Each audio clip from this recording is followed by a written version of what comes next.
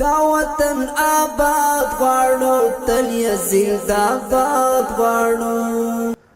السلام علیکم ورحمت الله.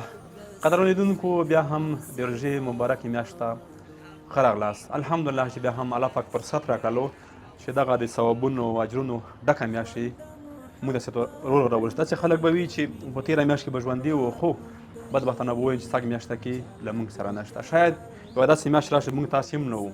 راځئ په خپل لاس باندې خو وکړو. موږ راغلي یو دغه ورځ سره د وچ ډوډۍ قرارداد کوو. دلته به خلک راځي، هغې سره به دا کار ترسره وي. هره ورځ به لس ډوډۍ ورکول کیږي او بیا به یې کور ته وړي او کور کې به دوی هغې باندې روژه ماتوي. هغه چا چې موږ سره همکاري کړي، مرستې کړي په دې برخه کې، الله دې ورته اجرونه ورکړي. موږ نه تنها دغې لمبۍ سره به قرارداد کوو، بلکې چې نوره لمبۍ شته هغې سره به هم موږ قرارداد کوو. او که تاسې هم غواړئ موږ سره په دې برخه کې همکاري وکړئ، راځئ.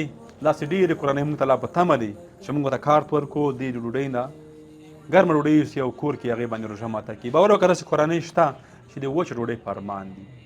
هره ورځ که د موږ هر څومره چې چېرته موږ کاروبارونه دي یا چا سره ناست یم، هر ځای ته موږ ته ډلې خلک راځي او داسې کونډې یتیمان راځي او په سرو سترګو ژاړي او بېرته له موږ نه ځي، ځکه چې موږ ټول د وس رسېږي نه. دوی ډېر دي، زه ورته یو یم. راځئ تاسې لاس راکړئ چې ډېرو خلکو ته به د خیر ورسېږي. روژې اوله ورځ ده، انشاءالله دا پروګرام به نور هم غښتلی کوو چې نورو ډېرو خلکو ته مو خیر ورسېږي.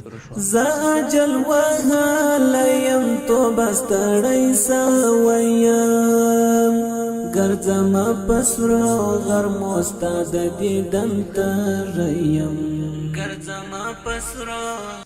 ښه قدرمنو لیدونکو، سره موږ قرارداد لاسلیک کړو. انشاءالله دلته به ډېرې کورنۍ راځي، د دې ځای نه به مرسته وړي. تاسې باندې بیا هم غږ کوو چې راځئ موږ سره د وچو ډوډۍ په پروګرام کې یو ځای شئ، تر څو ډېرو خلکو ته مو خیر ورسېږي. زه انشاءالله نور لمبیا کې هم قراردادونه کوو. تر بیا ښې چارې ښه روژه ولرئ.